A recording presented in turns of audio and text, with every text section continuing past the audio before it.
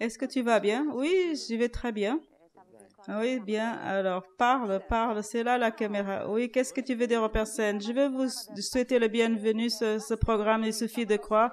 Et quand on croit, tout viendra vers nous parce qu'il suffit de croire.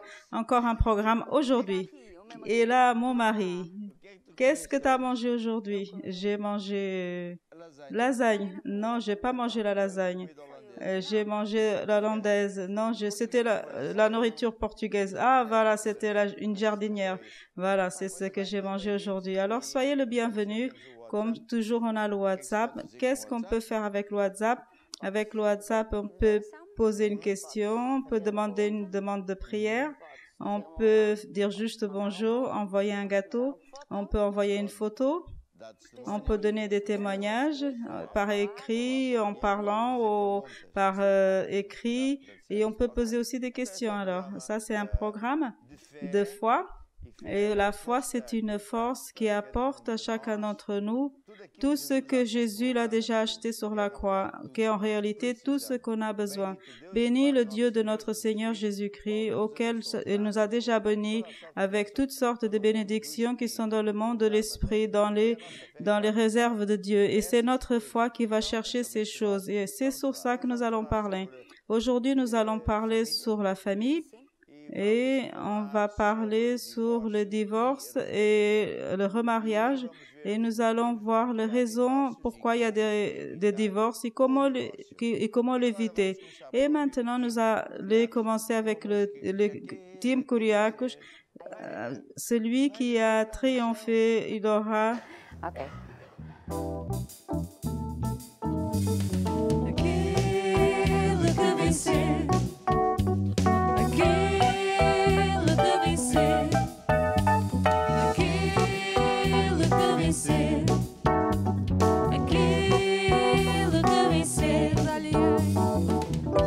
Dar-lhe do mano escondido, sentar-se-á comigo para reinar. Aquele que vencer. Dar-lhe do mano escondido, sentar-se-á comigo para reinar. Aquele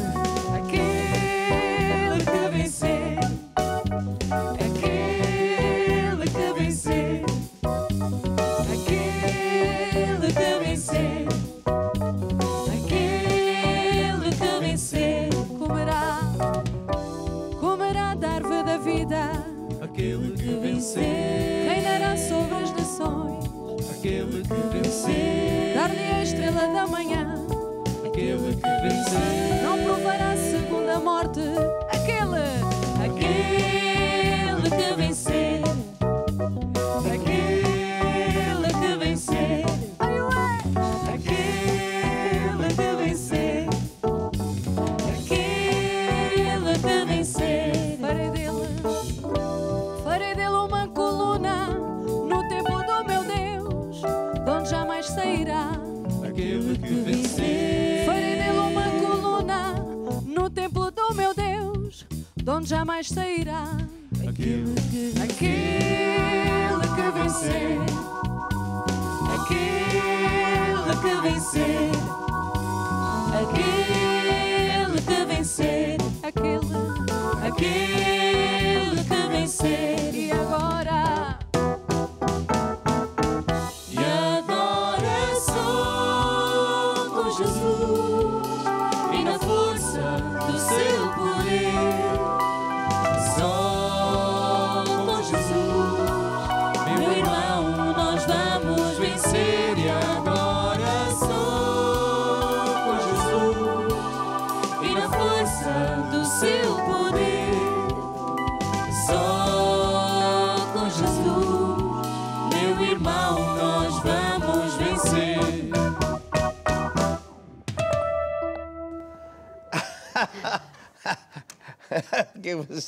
Qu'est-ce que vous êtes en train de rire? La musique, elle est très drôle.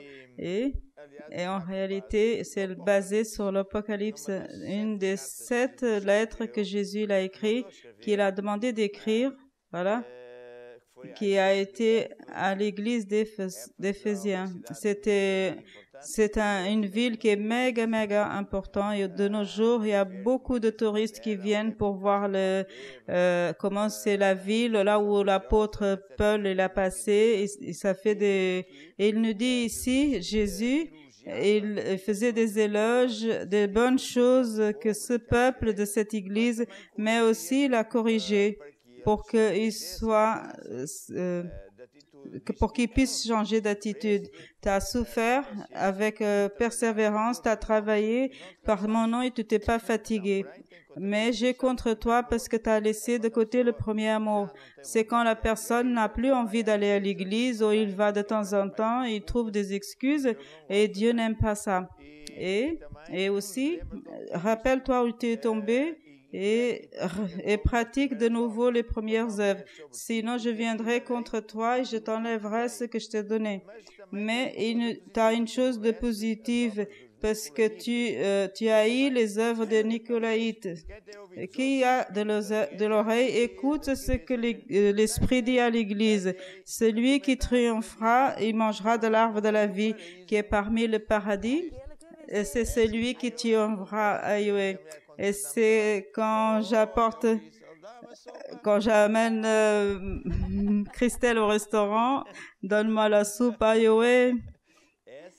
C'est comme ça. C'est très, très drôle.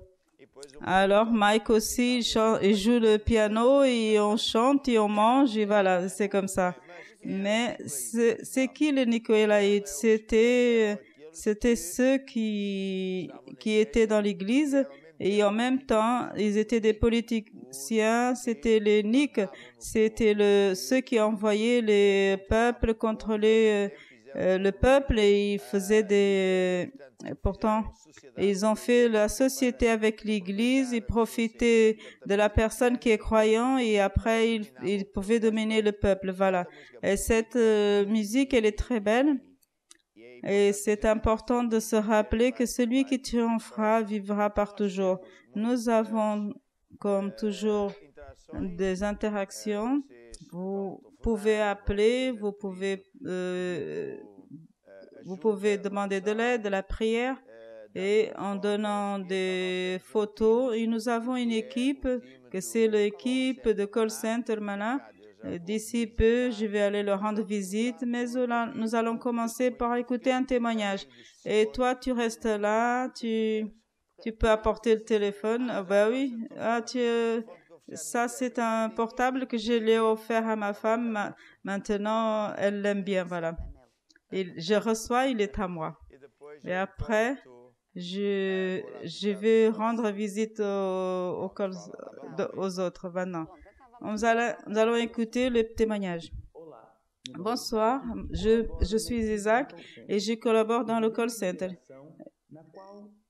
Et dimanche, quelqu'un qui remercie l'apôtre et l'évêque Christelle pour tous les livres qu'il a fait, qui nous aident à triompher dans la vie.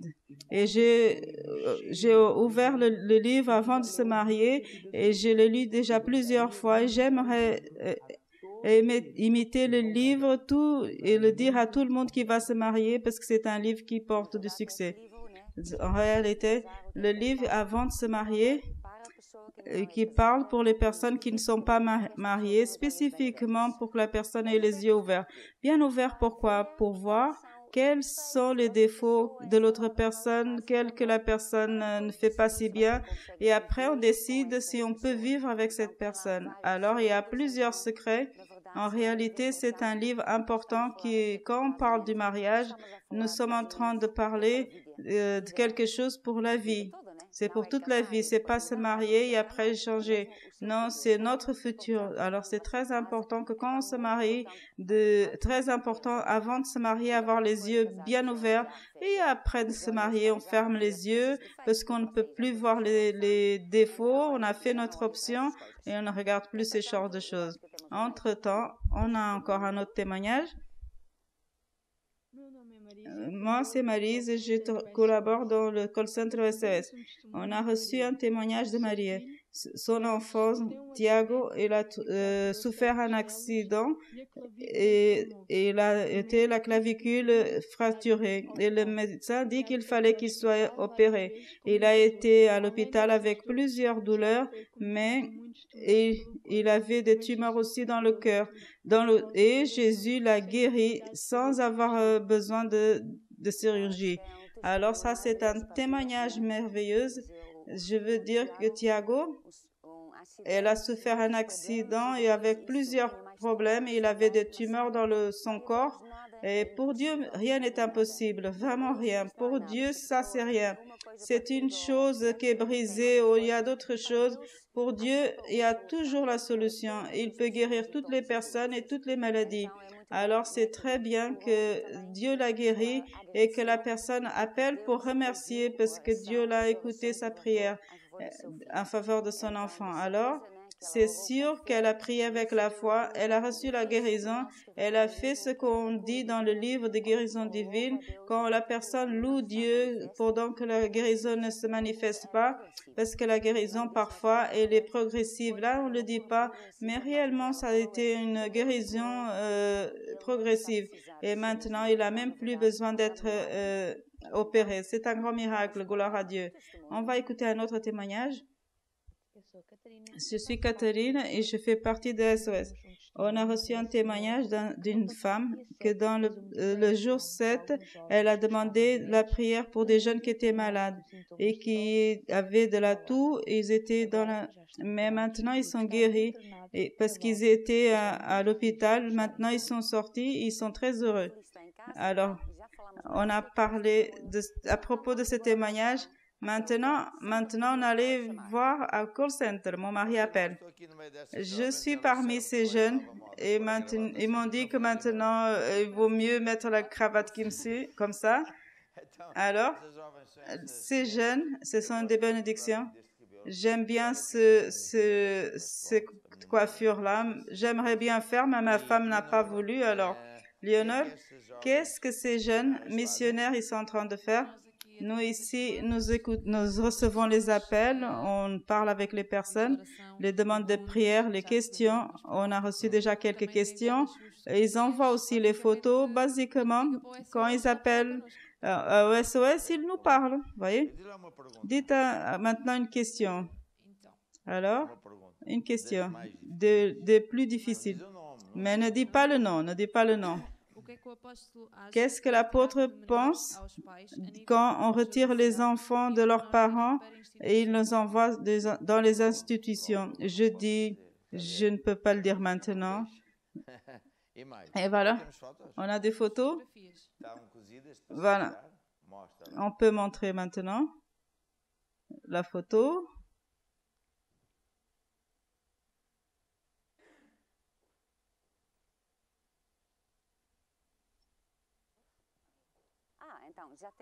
On a des photos, voilà.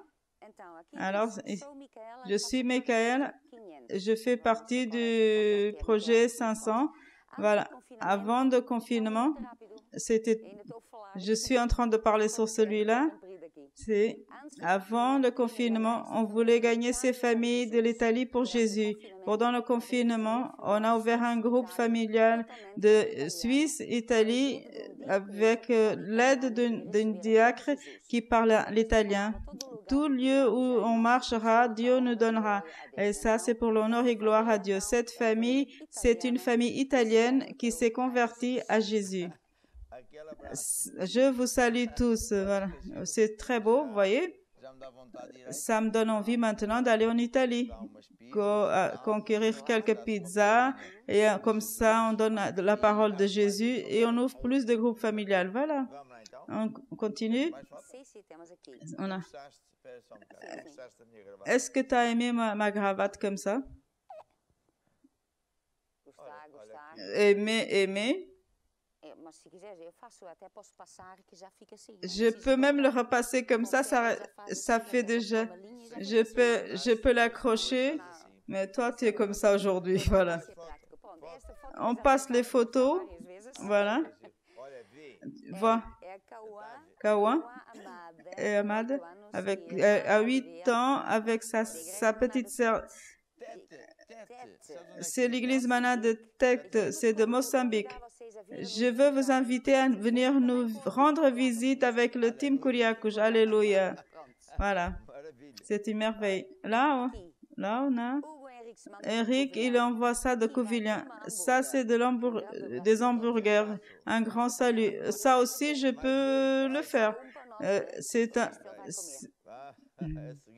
Maintenant, on a un grand salut.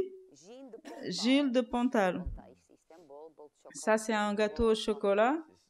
Voilà. Raquel Simon. Bonsoir.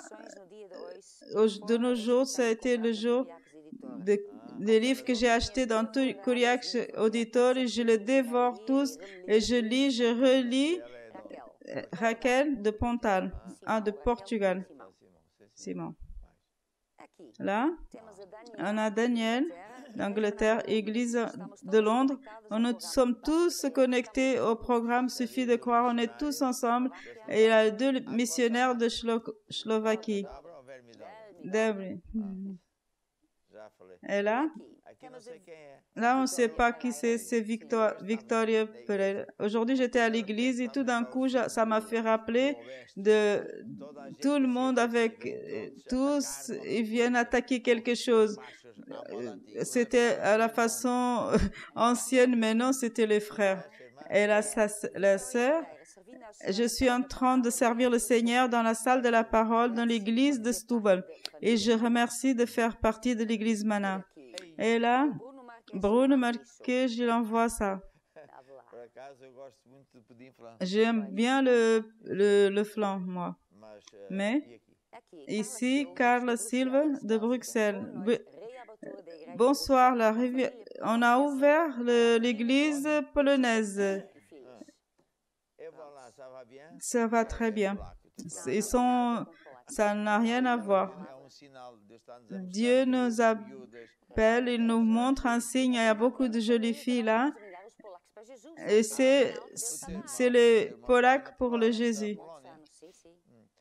Je pense que ce projet de groupe familial, c'est très important. Heureusement que vous êtes en train de faire ce travail. On rigole, mais c'est une chose qui est très belle.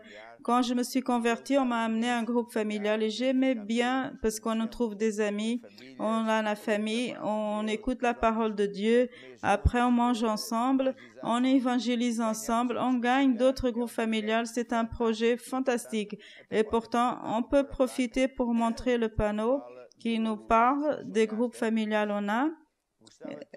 Aimeriez-vous avoir un groupe familial chez vous?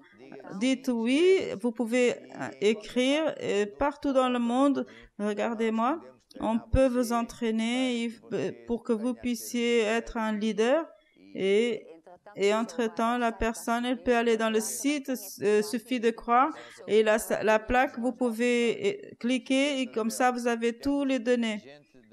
Des personnes de la Pologne, de la Suisse, de l'Italie, c'est très, très beau, voilà.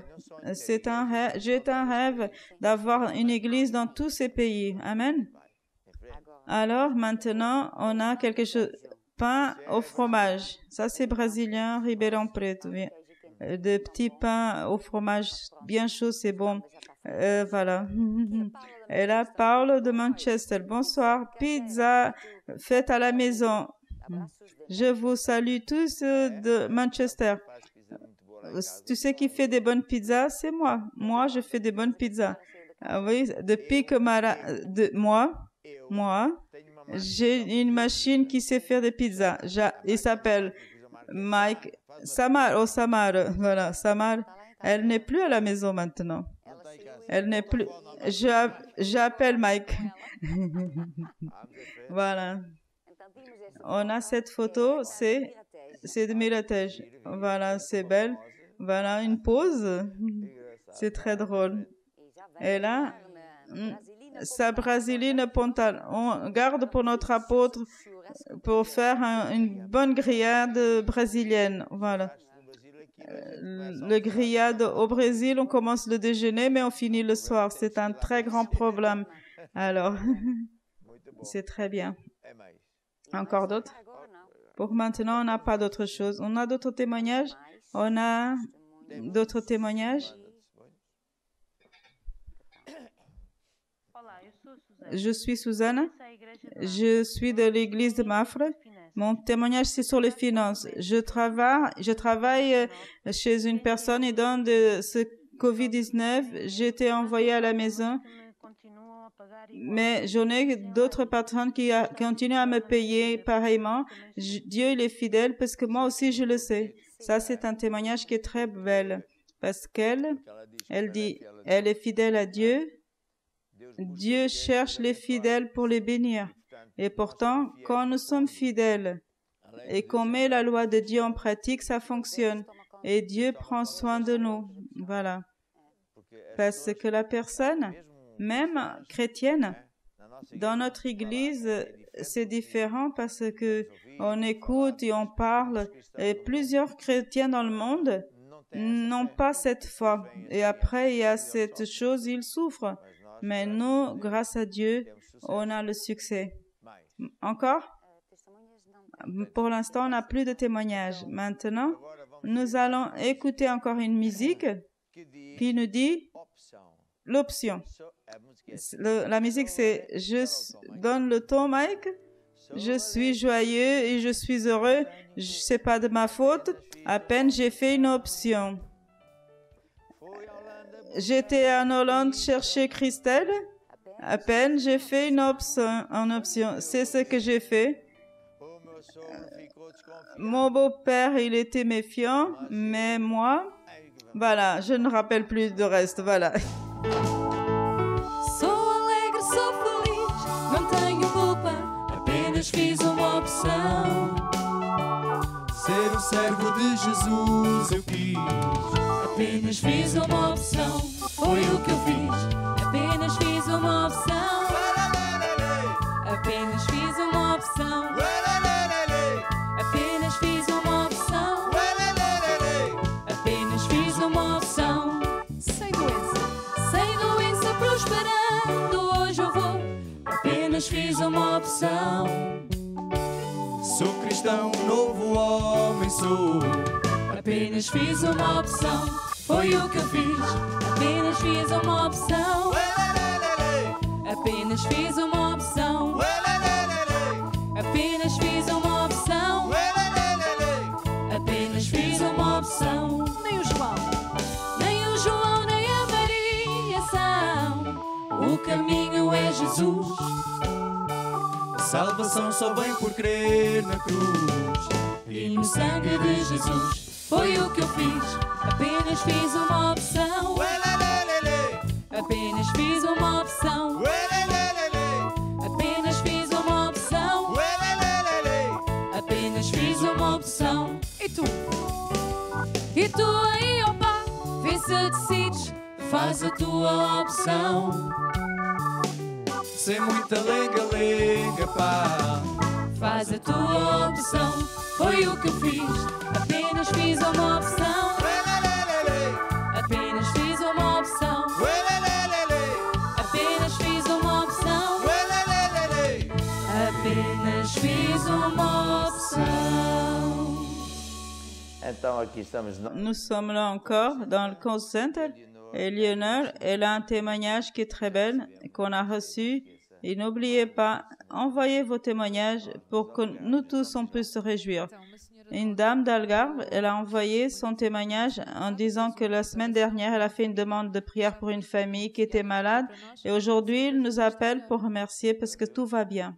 Voyez, ça c'est ce que Jésus il a dit. Allez prêcher l'évangile à toute créature.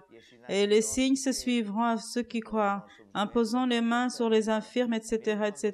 Même quand vous demandez pour qu'on puisse prier, vous faites partie du miracle que Dieu est en train de faire. Alors ça, c'est servir Dieu. C'est très, très joli. Et j'ai la certitude qu'il y a encore plusieurs de témoignages parce que là, ils sont là, ces jeunes, en train de... Ils vous attendent, il y en a qui répondent, c'est toujours le bienvenu. Maintenant, je vais voir ma femme, je vais voir ce qu'elle veut dire. Alors, nous avons quelques photos encore. Je sais s'ils ont déjà préparé. La première photo vient de Portimão, église de Portimão. Cette photo, elle est très jolie. Portimão. Et après Portimão, on va vers l'Angleterre, Manchester. Dimanche de Manchester, il envoie un salut vers Lisbonne. Et là, de Lagoa, Alexandre, bonsoir à tous.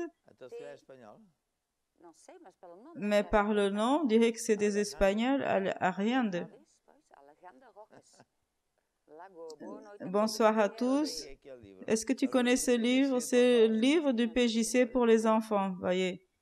Alors, ça vient de Lagoa. Et encore? Maintenant, on n'a que celle-là comme photo. Maintenant, je vais parler. Tu sais comment il s'appelle, son père et sa femme, Chiquinho, et lui, Chiquinho.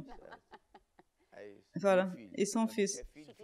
C'est une fille, et ça va être Chiquinho aussi, mais voilà. Même si c'est le deuxième, troisième nom, il est là. C'est une famille bénie, et aujourd'hui, ils sont en ampoule, et le frère, son frère, c'est pareil que lui.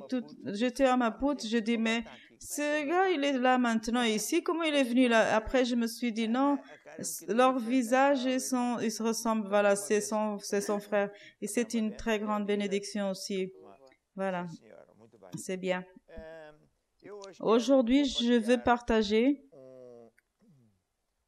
une parole sur les finances, les semences qui produisent 100 fois plus. La semence qui produisent 100 fois plus. Or, la parole nous dit, en Marc 10, qu'il n'y ait personne qui laisse père, mère, etc., par amour de Jésus et à l'évangile qui ne soit 100 fois plus mieux. Marc, je sais qu'il y a des frères qui ont un petit cahier, un bloc-notes, et moi aussi j'aime bien faire ça. Quand je me suis converti, quand je voyais les frères qui faisaient ça, moi aussi je faisais ça. J'ai des bloc-notes depuis des années où j'écrivais tout. Et maintenant, je l'ai gardé parce que j'utilise maintenant les choses plus modernes. Mais vous pouvez écrire sur un fichier, sur le portable, Vous savez que je remarque, c'est quand on écoute et on écrit, on garde avec plus de possibilités les vérités de Dieu. Quand je suis en train d'écrire, je suis plus concentré, on apprend plus rapidement alors. Tu as déjà lu? Non, parce que tu as parlé. Alors, je t'ai laissé parler. Maintenant, non, Marc 10, 29. Jésus répondit, « Je vous dis en vérité qu'il n'y ait personne ayant quitté... » Marc 10, 29. Voilà. En vérité, je vous dis qu'il n'y ait personne qui laisse maison, mère, femme, sœur, au Père, pour amour de moi et de l'Évangile, qui ne reçoit au centuple au temps présent et dans le siècle, en maison, en frère, en sœur, en mère, en enfant et des gens avec des persécutions et dans le siècle à venir, la vie éternelle. Jésus est en train de nous dire quelque chose de bien. Quand on a l'option, on peut acheter un portable, une voiture, et qu'on sent dans notre cœur, dire, je vais semer dans l'œuvre de Dieu parce que notre Église est en train de gagner des familles pour Jésus. On est en train d'entraîner des jeunes pour des missionnaires, pour faire la TV qui coûte beaucoup d'argent. Et donc, alors, je vais investir dans la maison de Dieu. Alors, elle fait l'échange. Pourquoi elle fait cet échange? Parce que cette personne aime Jésus, il aime l'Évangile, il aime Jésus et l'œuvre de Dieu. Et donc, il pense que c'est beaucoup plus important ça qu'acheter une TV. On a eu Marie-Émile, c'était une pasteur déjà âgée, qui s'est joint à notre église. Après, Dieu m'a dit qu'elle devait être pasteur. Et j'avais jamais entendu parler d'une femme pasteur à l'église, mais comme j'ai lu dans la Bible, et alors elle était une méga bénédiction. Et un jour, elle a raconté elle avait gardé de l'argent pour acheter une nouvelle TV en couleur. C'était déjà des années. À l'époque, pour une personne, c'était beaucoup plus cher que maintenant. De nos jours, tout le monde peut acheter une TV en couleur. On peut, voilà. Mais les plus petites, c'est déjà grande alors. Mais avant, c'était très, très cher les TV. Alors, elle m'a dit après, un jour, elle m'a dit, non, je vais pas dépenser l'argent sur la TV, je vais donner l'argent à la maison de Dieu. Alors, Dieu l'a beaucoup bénie. Et passé des années, elle a fait d'autres choses, bien sûr, fantastiques. Elle était une dame de Dieu, vraiment. Et un jour, je lui ai posé la question, Marie-Émile, est-ce que tu penses que ça a valu la peine? Il a dit, bien sûr. Combien de personnes on a déjà gagné? Des familles, des femmes, des hommes d'affaires. Combien de pays nous sommes déjà? Ça en vaut la peine. Et vous savez, un jour, nous allons être aux cieux pour vivre pour toujours avec Jésus. Ce qui importe, c'est ce qu'on fait pour Jésus. Parce que quand nous allons au ciel, nous allons recevoir une récompense, chacun selon ce qu'ils ont fait pour Dieu ici sur terre. Et là, dans le ciel, nous allons voir les personnes qu'on a gagnées ici sur la terre. Alors, quand nous allons mourir, nous n'amenons rien. La seule chose qu'on peut apporter, c'est les personnes qui se sont converties. C'est le véritable or de Dieu. C'est l'or de Dieu. Il n'y a pas de prix la vie d'une personne. Alors, quand une personne fait ceci et il donne une offrande parce qu'il aime beaucoup Dieu, il aime l'Évangile, Jésus il dit, il n'y a personne qui fait cela qui ne soit 100 fois mieux. Ça, c'est une promesse fantastique de Dieu. Et vous savez que les personnes, parfois, ils tiennent tellement à l'argent, ils n'arrivent pas à se libérer. Et là même, en Marc 10, c'était d'un jeune qui était riche, qui a à voir avec ça. Parce que quand il y a un esprit que la personne elle n'a jamais le suffisamment et elle veut toujours plus et on n'apporte rien quand on allait mourir. Mais Jésus il a dit, j'ai aimé cet homme d'une telle façon, mais il n'a pas voulu. Lui, c'est une belle histoire. Alors il s'est mis c'est Marc 10, 17. Comme Jésus, en mettant en route, un homme venu vers lui, il s'est genu devant lui. Il lui a dit, Maître, que ferai-je pour garder la vie éternelle? Et Jésus lui a dit, pourquoi tu m'appelles bon? Il n'y a personne de bon sinon Dieu. Tu connais les commandements, tu ne adultéreras, tu ne tueras, tu ne feras pas de faux témoignages, tu honores ton père et ta mère. Et lui, il a répondu, Maître, tout cela j'ai gardé depuis mon enfance. Et Jésus, en le regardant, il l'a aimé. Il a dit, il te manque encore une chose. Va et vends tout ce que tu as et donne-le aux pauvres et tu auras un trésor dans le ciel. Et viens et suis-moi. Mais lui, il a été triste de cette parole parce qu'il retirait parce qu'il possédait beaucoup de propriétés. Et Jésus, en regardant ses disciples, est si difficile qu'un riche rentre dans le royaume de Dieu. Et ses disciples, ils se sont étonnés de cette parole, mais Jésus il a dit, mes enfants, c'est si difficile pour ceux qui aient confiance sur les richesses de rentrer dans le royaume de Dieu. Alors là, c'est une jolie histoire parce qu'un homme, un croyant, et il est typique de ceux qui sont dans le monde, il ne manque pas de croyants comme ça. Oh, moi, je fais tout ce qui est bien. Je suis un champion. Je suis une bonne personne, j'honore Dieu, et tel, c'est bien. Mais Jésus, il a dit, mais voilà, Jésus l'a aimé. Il a trouvé que cette personne, elle pouvait être encore beaucoup plus. Et il lui a donné une grande opportunité. Il a dit, vas-y, tu fais le suivant, va et vends tout ce que tu as et donne-le aux pauvres et viens et suis-moi. on dirait que c'était une perte. Mais lui, il a dit, et tu auras un trésor dans le ciel. Et il l'a dit tout de suite, vends tout ce que tu as et tu auras un trésor dans le ciel. Et il a dit même ce qu'il allait avoir le trésor alors. Mais lui, non. À la fin, il était tenu à sa richesse, à la richesse du monde. C'est pour ça. Et il était triste parce qu'il pensait que Jésus allait dire, bien sûr, tu es quelqu'un de très important, tu as des études, voilà. Mais lui, il n'a pas compris que Jésus lui a donné une opportunité fantastique. Moi, quand je loue Dieu et je loue Dieu tous les jours pour mon salut, c'est la première chose. Parce que c'est pas moi qui ai rencontré Jésus, c'est lui qui m'a retrouvé.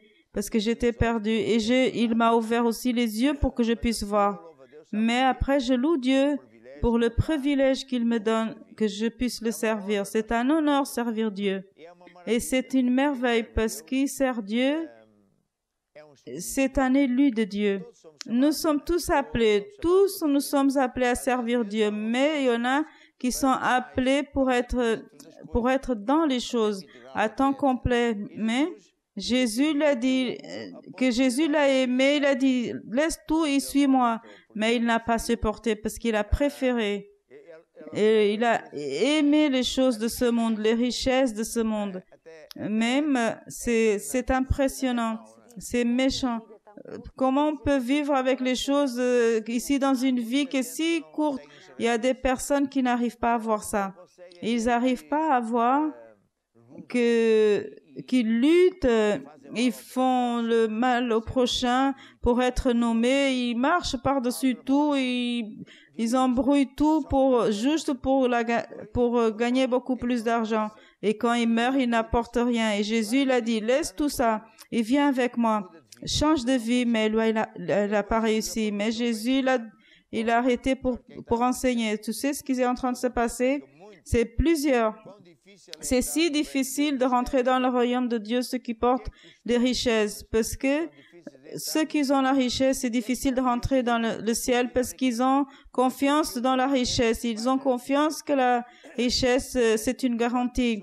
Combien de personnes de nos jours, avec le virus qui est là, ils ont perdu leurs entreprises, ils ont perdu leurs emplois, ils ont perdu tant de choses et tout est brisé maintenant. Mais ils avaient confiance dans les richesses, ils avaient confiance dans l'entreprise et dans l'emploi, ils ont eu confiance dans le gouvernement, mais moins en Dieu. Et maintenant, ils n'ont rien. Ils ont construit la vie sur le sable. C'est pour ça que Jésus dit, je rigole des fois que j'ai l'habitude de dire, j'avais une tante qui avait un chat. Mais en réalité, elle n'avait pas le chat. C'est le chat qui le tenait, elle, parce qu'elle avait une vie qui était bien. À cette époque, mon oncle était gérant d'une usine et financièrement, ils étaient bien. Et elle pouvait partir passer des vacances dans n'importe quel pays, mais elle ne voulait pas parce que qui allait prendre soin de son chat? C'était un très grand problème. Alors, c'est le chat qui l'avait, elle. C'est pas elle qui avait le chat. Dans ce cas, c'est la personne c'est l'argent qui est la personne. C'est pas la personne qui a de l'argent. Et en réalité, c'est une des choses, c'est un très grand secret pour pouvoir vivre prospère. Et c'est nous qui devons commander l'argent. C'est pas être esclave de l'argent. La prospérité, c'est pas avoir de l'argent, c'est avoir toutes nos nécessités prévues. Il y a plusieurs personnes qui ont beaucoup d'argent, ils sont pauvres. Ou alors, parce qu'ils ont un mariage qui ne va pas bien, alors la personne n'est pas prospère. Elle a de l'argent, mais elle n'a pas de famille. Tous ses enfants, ils sont éloignés, alors il devient malheureux. Pourtant, c'est quoi le secret que Jésus était en train de dire? Quand on aime Dieu, on met lui en première place dans notre vie. On aime l'œuvre de Dieu parce qu'on veut faire partie de cette nouvelle génération qui est en train de gagner d'autres personnes pour Jésus, les libérer des griffes du diable. voir guéri et vivre pour toujours avec Jésus. Et Jésus dit, il n'y a personne qui ne fait ça, qui ne reçoit 100 fois plus maintenant. Vous qui êtes en direct avec nous, partout où vous êtes, il faut participer de ce mouvement de Dieu. Je me rappelle une fois, j'étais en Mozambique et j'ai venu à savoir un entrepreneur qui était musulman, parce que parfois les musulmans ne viennent pas à une église maintenant parce qu'ils sont évangéliques. Mais lui, il écoutait la parole, peut-être qu'il est en train de m'écouter, peut-être à la TV, et il était si heureux d'entendre la parole de Dieu parce qu'il voulait participer, parce qu'il voulait que plus de jeunes soient sauvés. Et tous les mois, il venait donner sa dîme de son entreprise. Et on a connu d'autres en ampoule, et voilà, parce que ils aiment réellement. C'est une bénédiction. Et je me rappelle aussi d'un autre cas d'une sœur. Elle était mariée avec son mari, mais son mari ne voulait pas venir à l'église. Mais à un certain moment, il est venu espionner pour voir qu'est-ce que c'est ces choses de Dieu.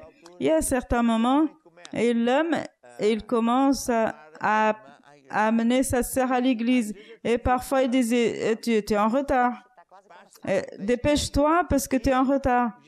Et il lui donnait même de l'argent pour qu'elle le donne sur les offrandes. Mais un jour, sa femme l'a dit, avant tu me faisais de la guerre, maintenant tu m'amènes à l'église et maintenant tu me donnes de l'argent pour semer. Qu'est-ce qui se passe? Oh, mais moi je sais, j'ai été espionnée, j'étais voir qu'est-ce que l'homme de Dieu il dit, le prédicateur. Et je vais essayer de cette chose de semer. Et depuis que j'ai commencé à semer, alors je récolte, alors je sème davantage. Et il y a plusieurs témoignages. Je vais faire ça juste pour essayer. On a aussi ces cas-là. Mais alors, je vais essayer de faire pour voir si ça fonctionne. Je disais, comme ça, je peux dire à ma femme, non, ça ne fonctionne pas. Alors, on a plusieurs frères en Angleterre, en Londres, en Angola, partout. Moi, j'ai dit à ma femme, je vais te prouver que tout ça c'est faux. Ils sont en train de te tromper, ils sont en train de nous voler de l'argent. Tu verras. Et alors, je semais. Et qu'est-ce qui s'est passé? Oh, réellement, ça a fonctionné. Voilà.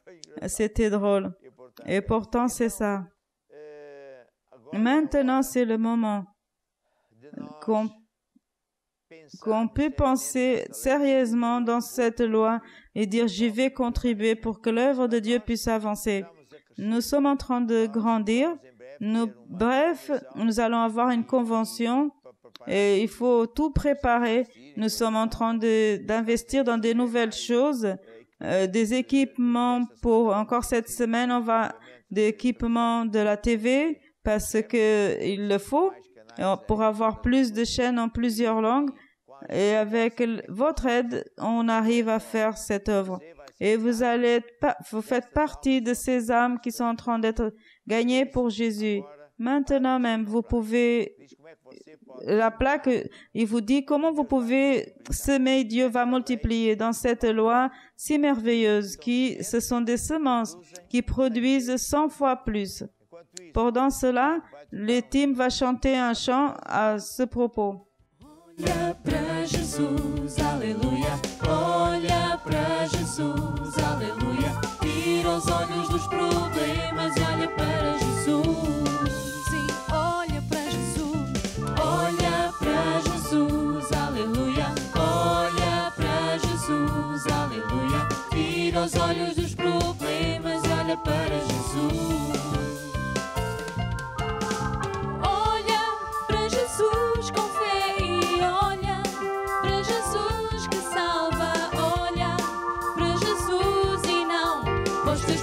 Circunstâncias, tentações. Olha para Jesus com fé e olha para Jesus que salva. Olha para Jesus e não para os teus problemas, circunstâncias, tentações. Olha para Jesus, aleluia. Olha para Jesus, aleluia. Tira os olhos dos problemas, olha para Jesus.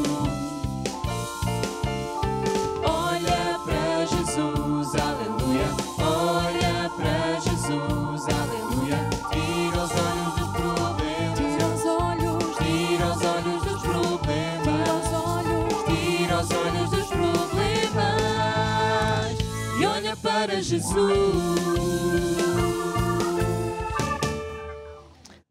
Très bien. Maintenant, tendez vos bras en direction à ma main pour typifier que je suis en train de prier pour vous. Et rappelez-vous, pour Dieu, il n'y a pas de distance. Et pour cela, j'ordonne maintenant même au nom de Jésus, le nom qui est au-dessus de tout nom. Je ordonne que le diable fléchisse ses genoux et qu'il libère l'argent de l'Église et de tous ceux qui sont en train de semer le meilleur parce qu'ils aiment l'Évangile et Jésus-Christ. Et pour toi, Jésus, je te rends grâce parce que tu es le Dieu fidèle. Tu es un Dieu qui multiplie 100 fois plus selon ce que tu dis ici dans cette parole. Et pour ça, j'ai la certitude que nous allons avoir beaucoup de témoignages comme le résultat de cette parole d'aujourd'hui. Amen et Amen. Olha para Jesus, aleluia. Olha para Jesus, aleluia. Tira os olhos dos problemas e olha para Jesus. Olha para Jesus, aleluia. Olha para Jesus. Tira os olhos dos problemas. Tira os olhos dos problemas. Tira os olhos dos problemas. E olha para Jesus. Muito bem. Très bien. Maintenant, nous avons d'autres photos. Nous allons voir des photos alors. Ici, de Braga, la salle de la parole, André Lorenz. Mais moi, je ne vois pas leur visage, voilà. On voit que les yeux. Les yeux sont beaux. C'est Braga. Et là, église de Newcastle. Oh non, c'est fantastique. Et ça, c'était un travail, encore. C'est né de Manchester. Je pense que oui. Voilà. Félicitations, mes frères. Toujours, fortifiez-vous toujours en Jésus-Christ. Voilà, alléluia. Et là, la photo, la fin de la réunion, rencontre avec Dieu, l'église d'Odiverge. Odiverge. One fire. Mhm. Voilà. Voilà. La sœur, la poupée. La sœur poupée, c'est quoi la leader? C'est l'île de Luanda. À la maison, il y a une photo de frère poupée. C'est ma photo. Non, il n'y a pas de photo comme ça à la maison. Mais ça, elles sont très jolies, elles sont très belles. Et là, en Angola et Mozambique, quand on fait des conventions, maintenant je peux plus parler. Voilà. Une glace de Manchester aussi. Voilà. Ça, on dirait que c'est très très bon. Maintenant encore, ici, juste de Lisboa. Ça, c'est ici en Alvalade. Je ne sais pas si c'est une mode, les trous sur ces pantalons. C'est la mode maintenant, voilà. C'est plus cher le pantalon comme ça, tu vois. Maintenant, Marise de Figueira de Foz. C'est très bien. On a d'autres ici. La famille du Brésil, convention de foi 2019. Je ne vois pas l'heure d'arriver pour avoir ce moment encore au mois d'août. Vous allez être étonnés parce que tout allait de plus en plus joli. Ça va être une méga bénédiction. On est connecté à Gabon, Inde, Arabie. En Inde, on a des pasteurs en Inde. Et en Pakistan aussi, on a des pasteurs. En effet, c'était des méga bénédictions. Je vous salue tous. Tu te rappelles quand l'épouse de Johnny, elle nous a vêtus avec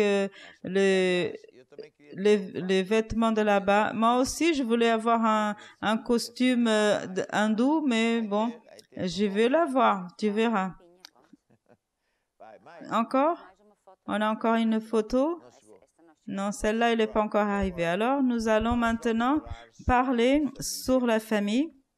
Et nous allons parler sur le mariage et divorce. Et nous allons parler que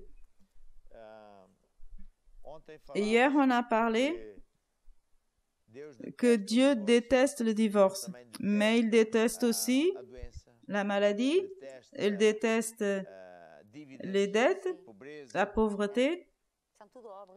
Tout ça, c'est des œuvres du diable. Il déteste ceux qui volent, il déteste le péché, mais il aime le pécheur. Alors, dans des circuits chrétiens, parfois les personnes pensent que Dieu, il est contre que la personne se divorce et se marie encore. Bien sûr, Dieu, il est, mais Dieu doit le tolérer parce que c'est pas un péché de la mort. Alors, c'est dû à l'apôtre Paul qui disait en Corinthiens, je pense, la dureté du cœur des personnes. Comme on a plein de manies et tout ça, voilà. Mais on a vu aussi que même Dieu, il s'est divorcé de son peuple. Et on a vu que le divorce, pourtant, le mariage, c'est une alliance entre un homme et une femme, et que le mariage, c'est pas à peine que ça arrive le jour de la fête et voilà, c'est fini le mariage. Non, le mariage se construit jour après jour. Le mariage, c'est basé dans l'amour et dans l'union de deux personnes qui vont faire une vie en commun. C'est pas seulement basé sur le droit d'aller au lit avec l'un l'autre. Non, de nos jours, on n'a même pas besoin de faire ça parce que de nos jours, tout le monde va au lit avec l'autre. Alors, le divorce, qu'est-ce que c'est? C'est quand on brise l'accord de cette alliance. C'est un pacte. Et Dieu, il a brisé ça. L'homme, l'Église, le peuple de Dieu d'Israël, les Juifs, ils ont brisé parce qu'au lieu de faire ce que Dieu dit de faire, ils faisaient ce que Dieu interdit. On a vu hier que le peuple était dans l'idolâtrie et après, ils faisaient des objets et qui faisaient des idolâtries et Dieu il a dit plusieurs fois et ils ne se sont pas repentis. Alors Dieu il a dit qu'ils étaient des adultères. Ça c'est de l'adultère. Qu'est-ce que c'est un adultère? Bien sûr c'est pas un rapport sexuel parce que eux, au lieu d'avoir une relation basée selon la volonté de Dieu, ils faisaient tout le contraire. Alors, parfois, le divorce, il a cette cause. Je vais laisser que Christelle enseigne un peu deux choses importantes. Premièrement, quelle est l'origine? Qu'est-ce que mène une personne au divorce? Qu'est-ce qui mène un couple à se divorcer? Et après, qu'est-ce qu'on peut faire pour éviter le divorce? Parce qu'une des questions qu'on m'a posées, c'est « Ah, mon mari, il boit, et il est comme ça. » Et je suis en train de penser au divorce. Qu'est-ce que tu penses, apôtre et Christelle? Je pense que vous ne pouvez pas divorcer parce que vous n'allez pas être vous allez être encore plus malheureuse après. Écoutez, ce qu'on peut faire et qu'on doit faire, et vous allez voir que vous allez gagner. Vous allez vaincre. Je me rappelle qu'une fois, j'étais à Mozambique, tu te rappelles? On était dans un shopping center. Il y avait des choses pour faire la gymnastique. Et tout d'un coup, il sort de là-bas un gars très grand. Et il m'a reconnu. Il a dit, « Oh, apôtre, il est votre Christelle. » Il était ému. Il a commencé à dire, « Je vous remercie. » Parce que on est dans la TV et donc il nous voit. Et quand on parle de mariage et de divorce et tout, et lui, il a sauvé sa famille. Il allait se divorcer, ils étaient très fâchés et donc, avec la parole qu'ils ont écoutée et l'onction et l'amour qu'ils ont senti de Dieu, non seulement ils ne sont pas divorcés, ils sont maintenant tous bien unis, ils ont rendu leur vie à Jésus. Ça, c'est la volonté de Dieu. Que tout va bien avec vous et tout va changer pour le meilleur. Amen. Nous allons écouter. La réalité, c'est que quand une personne passe par un problème dans le mariage, Dieu veut donner la solution. Dieu veut guérir. Dieu veut libérer. Et il veut faire que les choses fonctionnent bien. Alors Dieu, il est toujours à faveur de guérir et de restaurer. Et ça, c'est ce que Dieu aime. Pourquoi quelques mariages, pourquoi le mariage finit en divorce? Parce qu'il y a toujours une origine. Il y a des choses qu'on dit c'est des assassins du mariage. Ce sont des choses que la personne fait ou qu'ils ne font pas ou qu'ils le font mal. Et c'est ça c'est une des origines qui mène et c'est là qui commence le mariage. Au lieu de construire le mariage, le couple, il commence à détruire son mariage. Alors, au lieu de s'améliorer, et ça va de pire en pire. Et une de ces assassins, c'est le manque de pardon. Le manque de pardon, parfois, on dit que c'est une petite chose. Il dit, il a fait ça et je ne suis pas d'accord. Il ne résout pas ça alors. Si le couple ne résout pas ses problèmes, ça reste dans le cœur. Ça reste dans le cœur et en réalité, qu'est-ce qui se passe dans le monde de l'esprit? C'est comme si la personne ait construit un mur et ça commence à avoir une séparation entre le couple. Et en Éphésiens 4, 26, il nous dit, il ne doit pas poser le soleil sur votre coucher. C'est un des conseils que Dieu nous donne et c'est très important parce que quand la personne, il y a eu un mécontentement, il n'est pas quelque chose ne s'est pas bien passé, alors c'est très important de résoudre ça avant d'aller au lit. Parce que si la personne ne résout pas ça avant de dormir, il dort avec ce problème. Et ça reste dans le cœur. Et le lendemain, on dirait que la personne ne va pas parler sur ce sujet, mais c'est resté dans le cœur. Et quand on commence à construire un mur dans son cœur, et ce mur fait la séparation, et au lieu de construire le mariage comme il faut, en réalité, vous êtes en train de le détruire. Au lieu que les deux grandissent ensemble, ils commencent à avoir une division. Alors, c'est très dangereux de ne pas pardonner. Alors, le manque de pardon, c'est quelque chose d'important. Et le couple qui ne se pardonne pas, c'est un vrai assassin.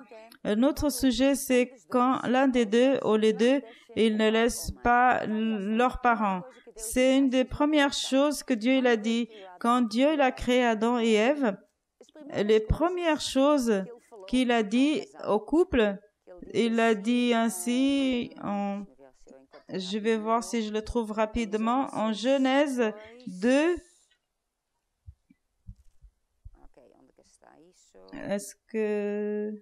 où est-ce que c'est? 2:24, il nous dit, quittera l'homme sa mère et son père, et il attachera à sa femme, ils seront une seule chair. Et je pense très important parce qu'Adam et Ève, ils n'avaient pas de père et mère. Mais c'est Dieu qui leur a dit ça.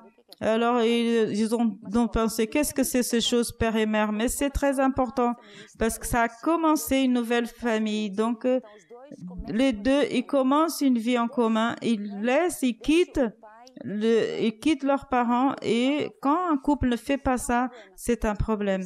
C'est un problème parce que dans la famille, il y a une hiérarchie.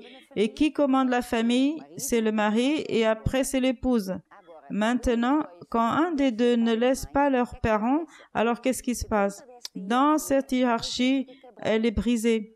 Parce que si il ne laisse pas le père, par exemple, le mari qui parle toujours de sa mère, ou alors elle parle toujours de sa mère. Ah, je vais demander qu'est-ce que ma mère, elle pense. Elle est toujours en train de demander des opinions au téléphone. Elle parle, elle n'a pas laissé sa mère.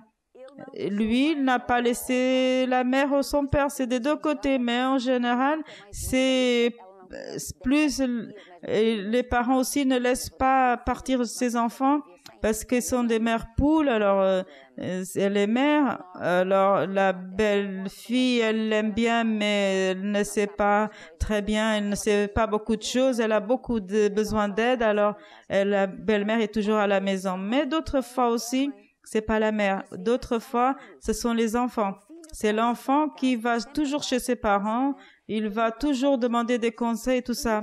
Et ça, c'est un assassin du mariage. Parce qu'au lieu du couple qui construit sa famille, son mariage, il décide comment tous les deux ils vont vivre, quelles sont les décisions qu'ils vont prendre, les priorités, comment ils vont faire les choses, tout ça, quels sont les plans du futur, comment ils vont faire, etc.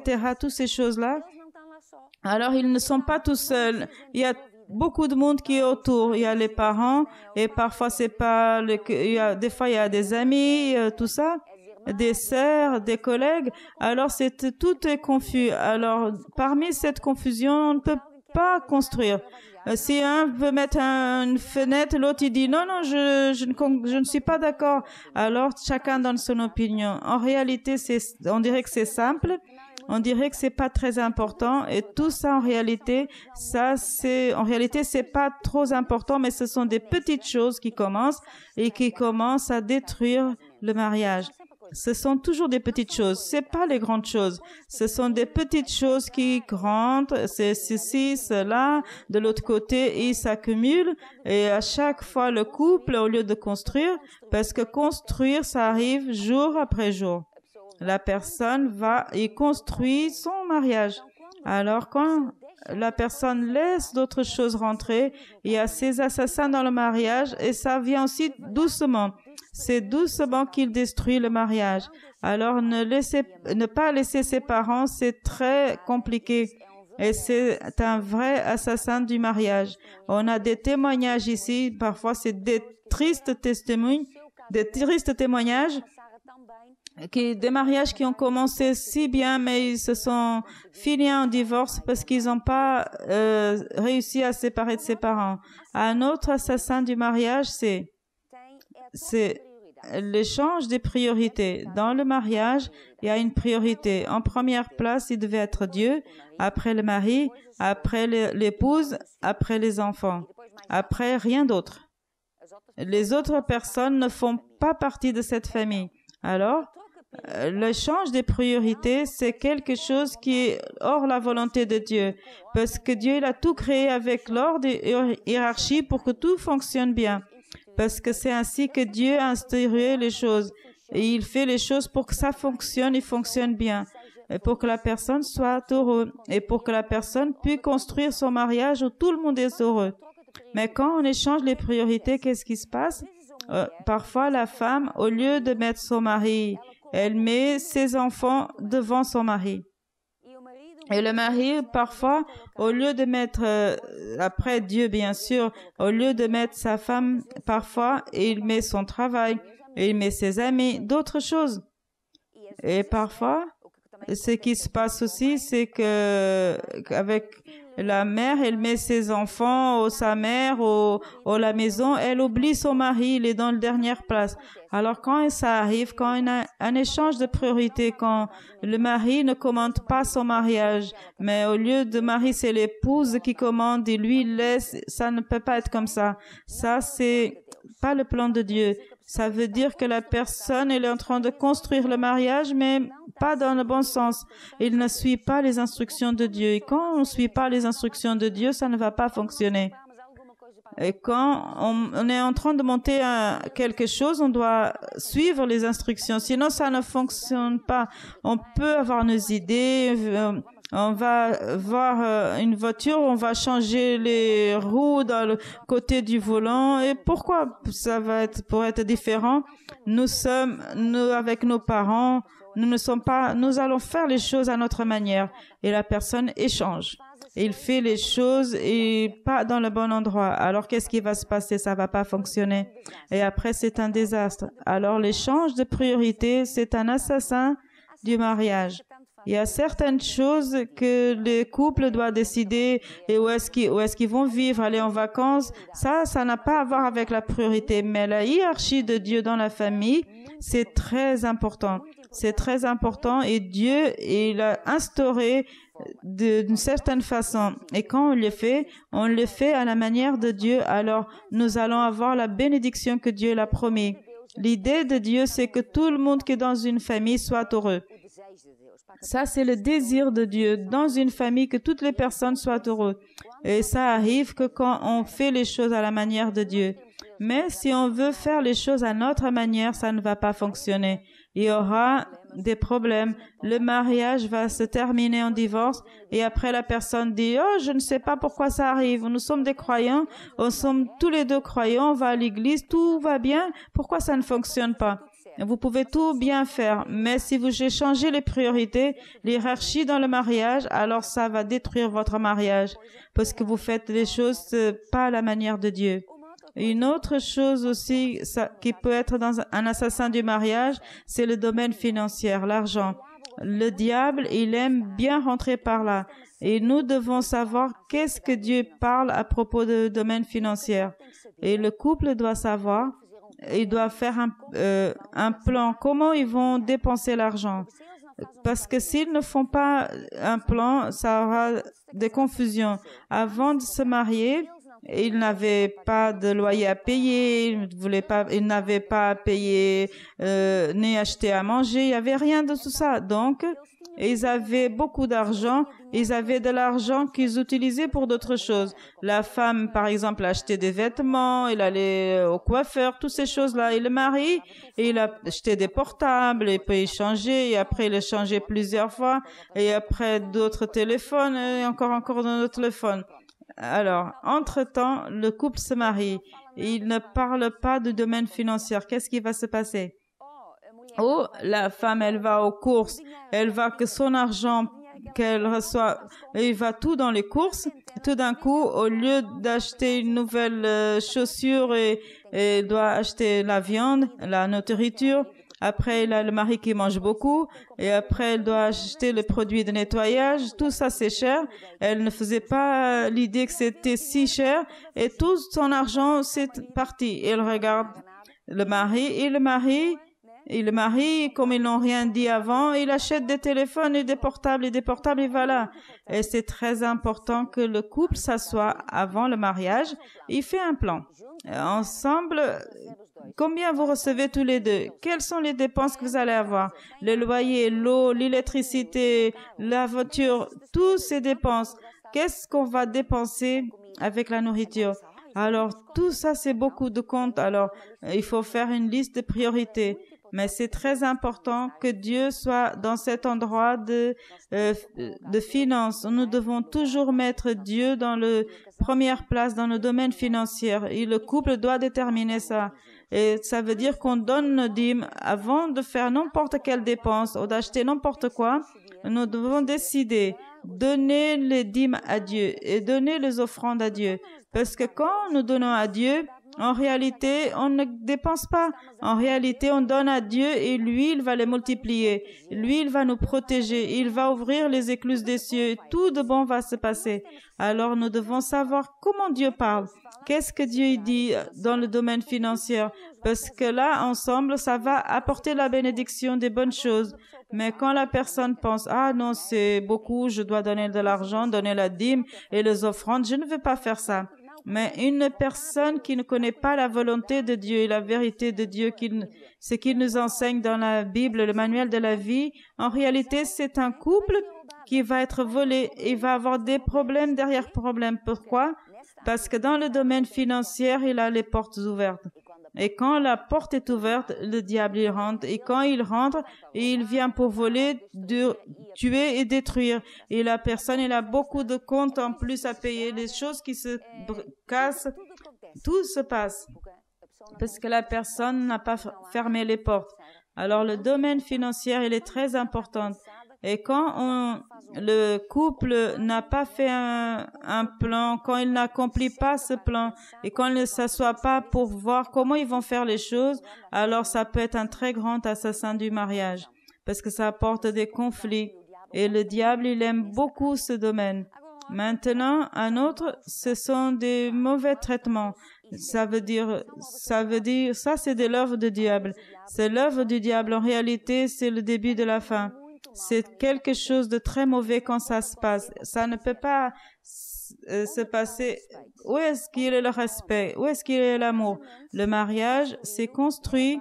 La base du mariage, c'est l'amour. Qu'est-ce que c'est l'amour? L'amour, c'est pas recevoir. L'amour, c'est donner. C'est d'aimer l'autre. Ainsi, c'est donner. Et quand nous donnons, alors Dieu nous donne au retour. Et nous allons être aimés et être bénis. Maintenant, quand il y a de mauvais traitements, alors c'est très mauvais. C'est le début de la fin. C'est un vrai assassin du mariage. Mais il y a des vices, des drogues, de la boisson. Et ça, c'est très compliqué parce que c'est une porte ouverte pour le diable. Et maintenant, les vices, parfois, en général, ça existait déjà avant le mariage. Et le couple qui s'est marié, il s'est marié avec lui, elle le savait déjà qu'elle avait ce vice. Mais elle pensait qu'il va changer. Et j'y vais prier, il va changer. C'est pas si mauvais. Je sais qu'il va changer. Parce que les vices n'arrivent pas d'un jour à l'autre. La personne, avant de se marier, elle avait déjà ce problème.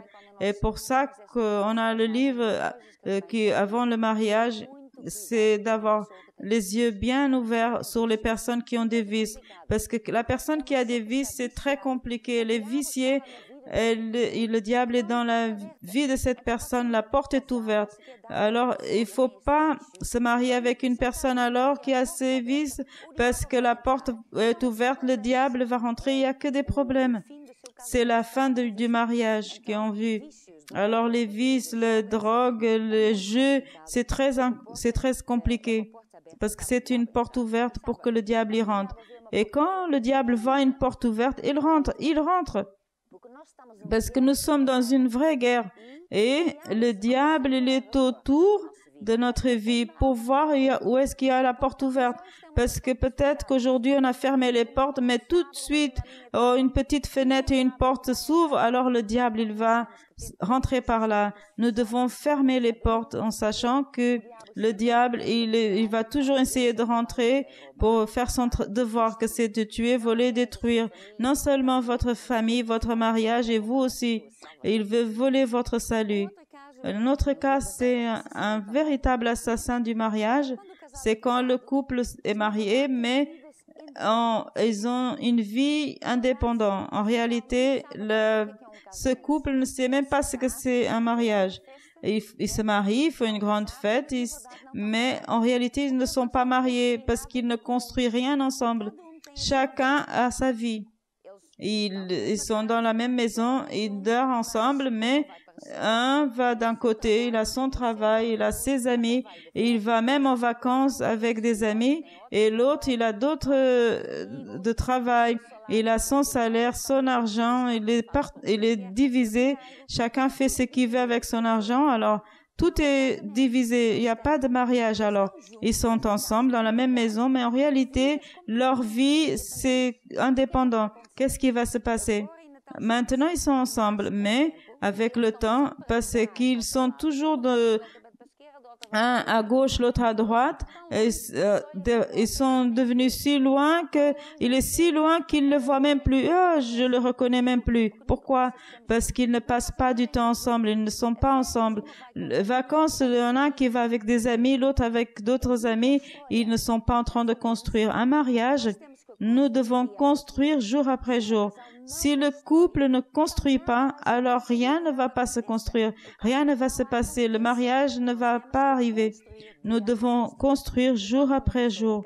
Et quand le couple, ils ont des vies séparées, indépendantes, un jour ou l'autre, ils sont si loin, ils vont se dire, pourquoi on est ensemble? J'ai pas besoin de toi, toi tu as pas besoin de moi, chacun a son salaire, il suffit de vendre la maison et on partage l'argent et chacun de son côté, voilà.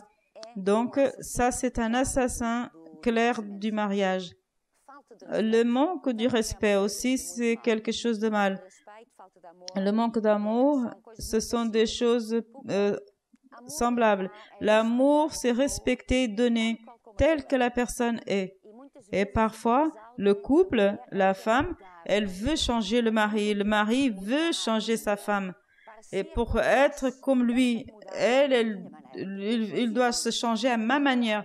J'ai un idéal et il doit changer et rentrer dans cet idéal. C'est ça que je veux pour mon mari, pour mon épouse. Non, vous allez jamais pouvoir changer votre épouse ou votre mari. Même pas Dieu n'arrive. Il y a que nous qui pouvons nous changer si on veut. Et même comme ça, on a besoin de l'aide de Dieu pour qu'il nous aide à changer. Mais quand dans un mariage, l'autre ne respecte pas l'autre, il l'aime pas, alors ça tue un mariage. Pourquoi?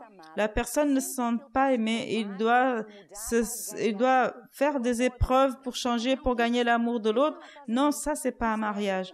Ça c'est un assassin du mariage.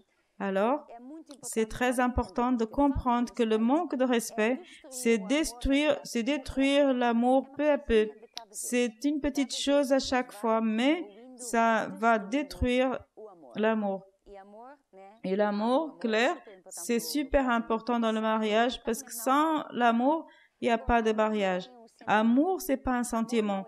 L'amour, c'est pas la passion que vous sentez la première fois que vous avez vu votre mari, votre épouse. Ah, cette passion, non. Avec le temps, ça va changer. L'amour, on a plusieurs types d'amour. Il y a l'amour d'attraction, et après l'amour de l'amitié, et là l'amour agape. C'est l'amour de Dieu. C'est l'amour qui dit « je t'aime tel que tu es ». Et la personne prend la décision d'aimer l'autre. Et cet amour, c'est une décision que la personne prend. C'est pas une décision froide. Non, non. Vous aimez la personne de tout votre cœur. Vous aimez être avec lui. Vous le respectez. Vous voulez avoir une vie en commun. Et puisque vous l'aimez, vous voulez prendre du temps avec lui, alors vous vous mariez. Et vous prenez cette décision devant Dieu.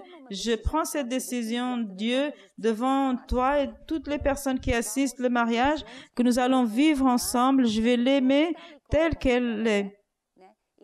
Et nous allons construire notre amour jour après jour.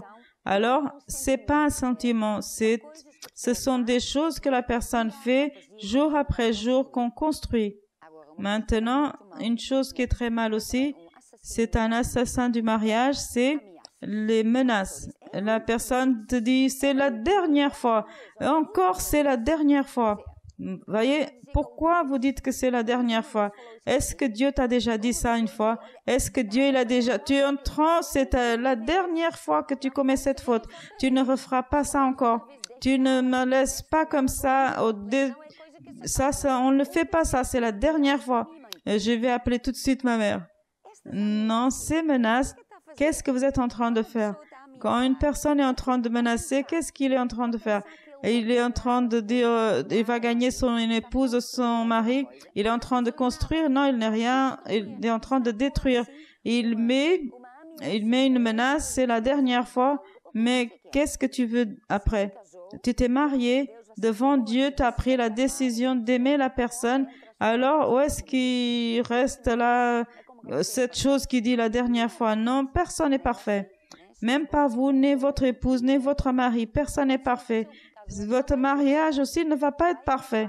Il va avoir des failles, des problèmes, des mécontentements. Il va avoir des confusions. Mais tout ça, ce sont des choses que nous devons résoudre. Ça, c'est pas des... Quand ça arrive, ce que nous voyons dans les médias, dans les photos, dans les vidéos, dans les films, les personnes, quand ils n'aiment pas, ils désistent. OK, je n'arrive plus à supporter, divorce. Voilà. Ils désistent tout de suite. Et ça, dans ce monde, c'est le système de ce monde. Ça ne marche pas, c'est difficile, ça donne beaucoup de travail. Je ne suis pas là pour... je veux que les choses soient plus faciles. Si c'est trop compliqué, je dois m'efforcer, alors je ne veux pas. Je veux des choses faciles. Vous savez, une personne qui fuit son mariage, qui dit « je veux divorcer », il est en train de fuir. Il a devant lui une montagne, bien sûr. C'est un problème. C'est une difficulté. Et après, la difficulté, elle est là pourquoi? Pour que vous puissiez lutter et vaincre. Parce que vous n'êtes pas n'importe qui. Vous êtes un enfant de Dieu. Et avec Dieu, vous allez réussir, conquérir tous les problèmes. Mais vous devez le faire avec Dieu, à la manière de Dieu. Utiliser les méthodes de Dieu. Mais quand nous l'appliquons, alors nous allons vaincre. Et après de vaincre, de conquérir la montagne, nous rentrons dans un niveau plus élevé.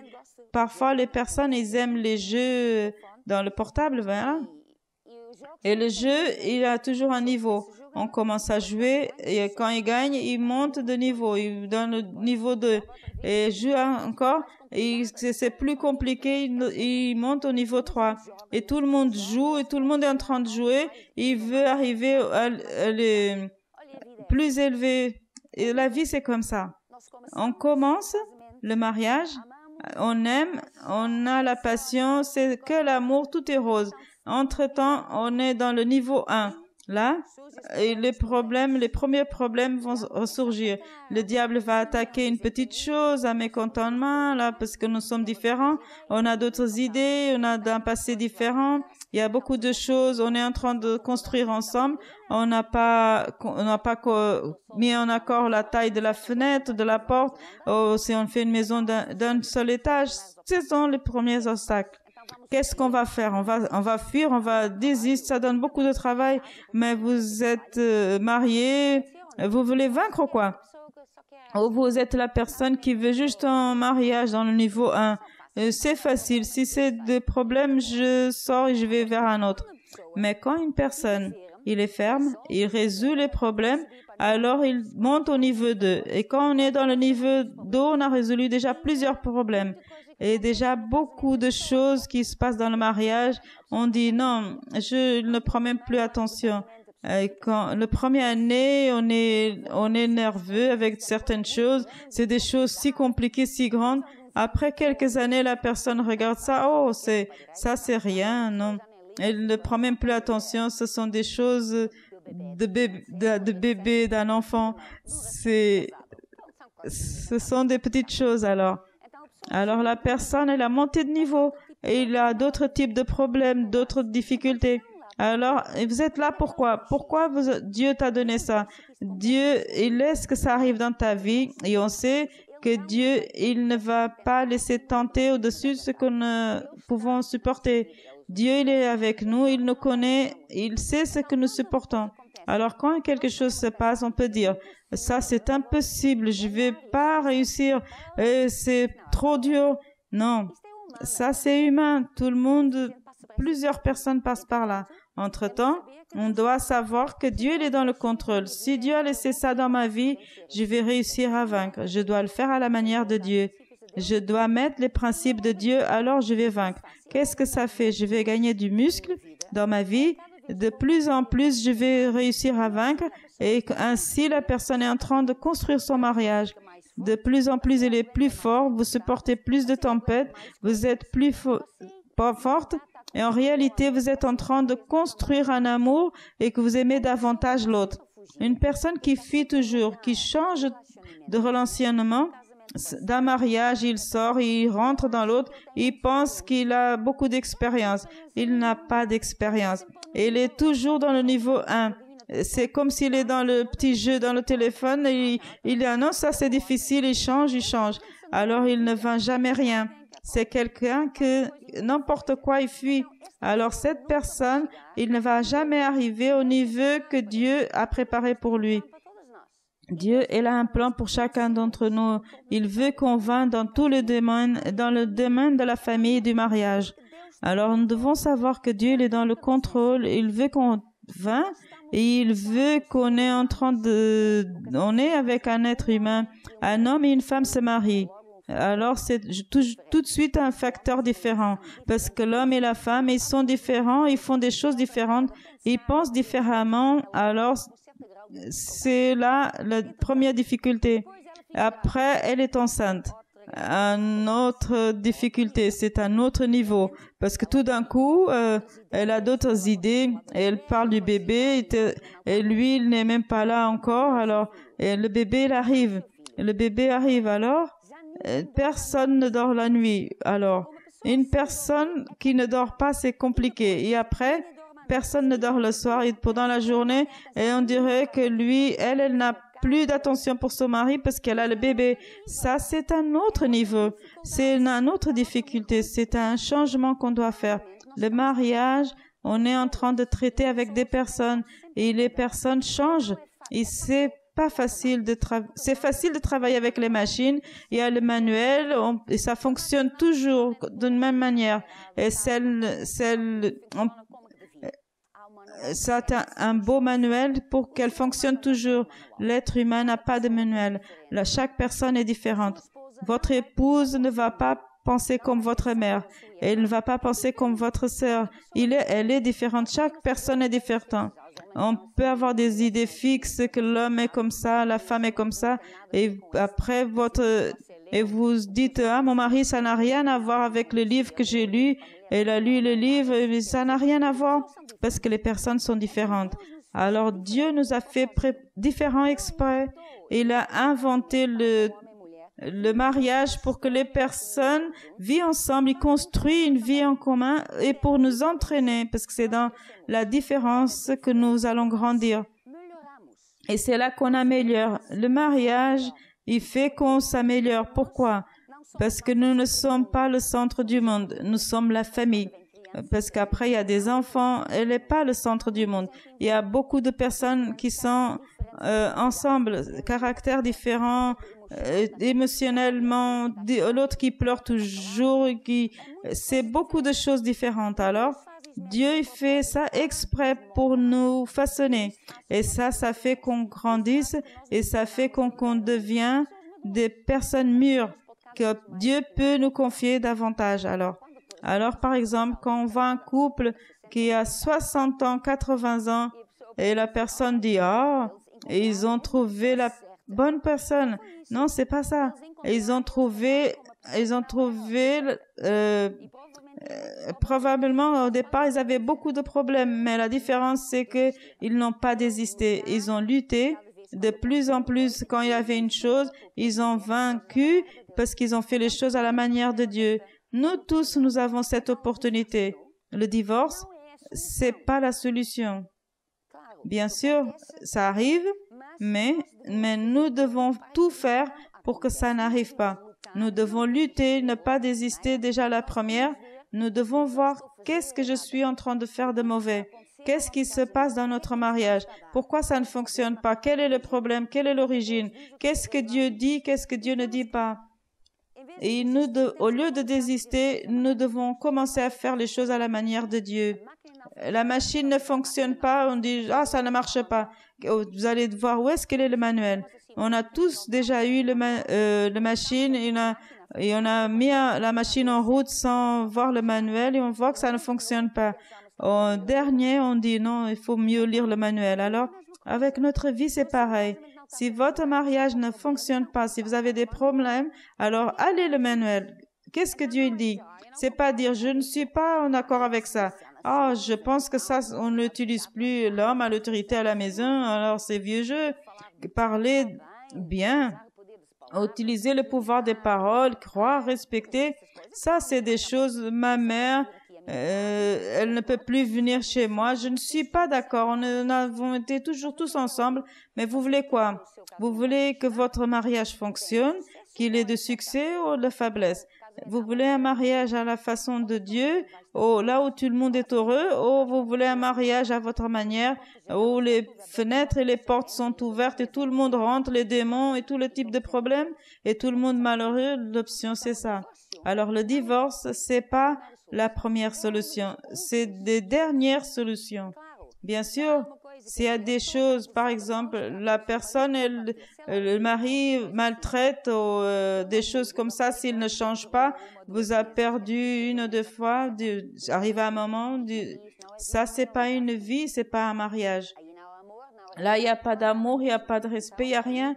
Là, bien sûr, le divorce, c'est une option, mais ça ne marche pas, on va divorcer parce que Dieu, à la fin, il a dit qu'il n'y a pas de problème. Non, le divorce, c'est la dernière chose parce qu'il apporte des blessés vers les personnes. La personne ne sort pas comme il est rentré. Quand il sort, il est blessé dans son cœur. Et après, s'il se remarie, bien sûr, il peut se remarier, il n'y a pas de problème, mais il ne devait pas tout de suite se marier, mais d'ouvrir davantage les yeux et dire comment ça n'a pas marché la première fois. Maintenant, je vais mieux réfléchir et attendre en Dieu et demander l'opinion de Dieu et changer peut-être mon caractère parce que parfois c'est ça. Il y a plusieurs personnes qui veulent se marier. Je veux me marier, mais il le regarde et m'a dit qui veut te marier avec toi? La personne, elle a un caractère horrible. Alors même Dieu ne va pas amener quelqu'un vers toi. Pourquoi? Parce que personne va supporter. Alors au lieu de chercher, je veux un mari, je veux une épouse, où est-ce qu'elle est? Regarde-toi vers le mariage de ton miroir et dire, est-ce que quelqu'un veut se marier avec moi? Vous vous connaissez, vous dites comment j'ai mon caractère, comment je traite les personnes, comment je dépense mon argent. Les personnes, quand ils me voient, ils voient quelqu'un ennemi, quelqu'un qui est en train de crier, ou quelqu'un qui est envieux, ou quelqu'un qui est tout le temps en train de parler des choses. Alors, préparez-vous, changez-vous au maximum que vous pouvez changer. Des choses qui ne sont pas bien, alors vous changez. Et alors là, Dieu peut apporter une personne vers vous. Et vous demandez la direction à Dieu pour vous marier de nouveau, pour faire les choses bien. Et ne pas faillir une autre fois. Avant de se marier alors, commencez à faire les choses à la manière de Dieu. Vous savez, Dieu, il veut le meilleur pour vous. Il veut que vous ayez du succès. Il veut que vous soyez heureux. Mais nous devons faire les choses à la manière de Dieu. Je peux entendre un amen? Amen. J'ai écouté, j'ai entendu. Voilà. J'ai mon mari ici qui veut dire aussi des choses sur...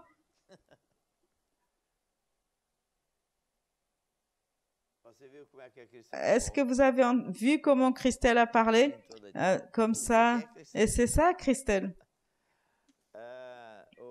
Ce que mon épouse a parlé, c'est méga, méga important. Et ça fait que moi, je l'aime bien entendre parler parce qu'elle dit des choses drôles, mais véritables. Mais juste une chose, tu as parlé des fenêtres et des portes. Parce que nous n'avons plus le temps d'aller chez nous, parce que c'est à plus de 100 kilomètres. Alors, on a trouvé ici une maison, mais il n'y avait pas de portes ni des fenêtres. C'était sur le plan, mais ça a pris combien de temps à mettre les fenêtres? Je pense 2 ans. On se réveillait, il n'y avait pas de fenêtre, il n'y avait pas de lumière. Et je disais, comment c'est le temps dehors? Je mettais des habits, après je sortais, je disais, ah, finalement il pleut. On n'avait pas de fenêtre alors. Sans la lumière, voilà. Mais il n'y avait pas de... J'étais très heureux quand on a mis les fenêtres. J'étais très, très heureuse. Mais quand on va déjeuner au dîner, je ne choisis même plus. Parfois, je choisis parce que c'est Mike qui choisit au Samar. Voilà. C'est pas vrai, Mike? Et Christelle, et quel est le problème? C'était très bien dit. Nous allons prier pour vous.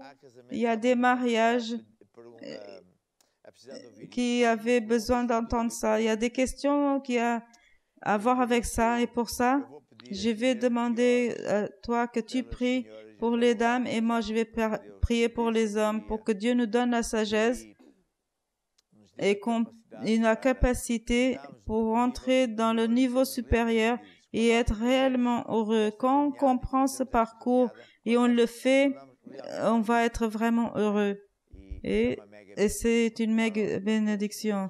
Prie pour Dieu, au nom de Jésus, j'apporte toutes les dames devant ton trône et je te demande de nous donner la sagesse pour construire notre famille, notre mariage. Donne-nous la sagesse et la révélation aussi pour qu'on puisse être sur tes voies et appliquer tes principes. Et nous savons que quand nous allons être heureux, au nom de Jésus, Amen. Et maintenant, je vais prier pour tous les hommes et pour moi aussi, les jeunes qui veulent se marier et tous ceux qui sont mariés. Seigneur, je te demande la même chose, que tu nous donnes la sagesse pour qu'on puisse diriger notre famille dans tes voies, pour qu'on puisse savoir être les uns avec les autres avec en amour selon ta parole. Et dès maintenant, je te remercie parce que quand on te demande ça, tu vas prévoir au nom de Jésus. Amen. Amen. Je brise aussi le pouvoir des paroles méchantes que les autres ils ont parlé. Je brise le pouvoir des paroles de menaces de divorce et je dis que tous les couples vont être heureux au nom de Jésus-Christ. Amen et Amen.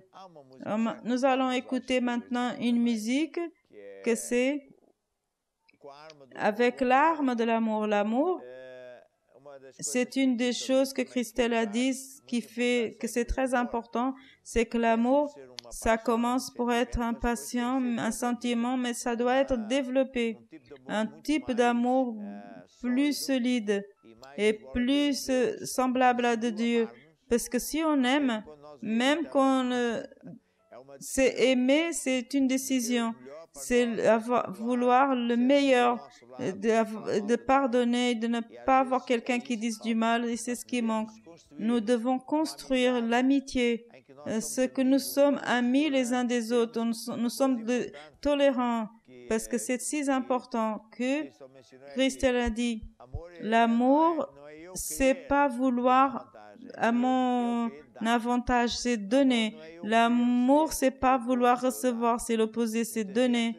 Plusieurs personnes, ils vivent le contraire. Ils pensent que l'amour, c'est penser l'autre, il doit me satisfaire. Non, c'est le contraire. C'est moi qui dois faire quelque chose qu'elle aime. J'essaie d'être dans le possible de faire tout ce qu'elle pour elle être heureuse. La musique. Tu irás vencer. Tens a força em ti para conquistar. Tu não vais falhar. Com amor tu podes criar. A Deus o Pai tu podes imitar. Com amor tu podes crer sem duvidar. Tu vais confiar. Com amor podes perdoar. Com amor as trevas afastar. Corações ele pode transformar. Com a arma do amor não vais falhar. Não vais falhar. Com a arma do amor. Com a arma do amor. Com a arma do amor tu não vais falhar. Tu irás vencer. Com a arma do amor. Com a arma do amor. Corações ele pode transformar. Com a arma do amor não vais falhar. Não vais falhar. Bien, maintenant je vais passer à répondre à quelques questions dans la possibilité. Une dame qui dit, je suis croyante et mariée avec un croyant, mais mon mari, il aime boire, il aime tellement ses parents au point de vouloir habiter avec eux. Et je pense que c'est pas correct parce que je suis mariée avec lui, non avec ses parents. J'ai pensé au divorce, mais je sais que c'est pas la solution. Mais je pense que mon épouse a répondu en enseignant cela, mais je veux dire une chose à ce frère que il en veut la peine de lutter parce que lutter tout seul c'est difficile. Appeler vers WhatsApp et demander à être accompagné.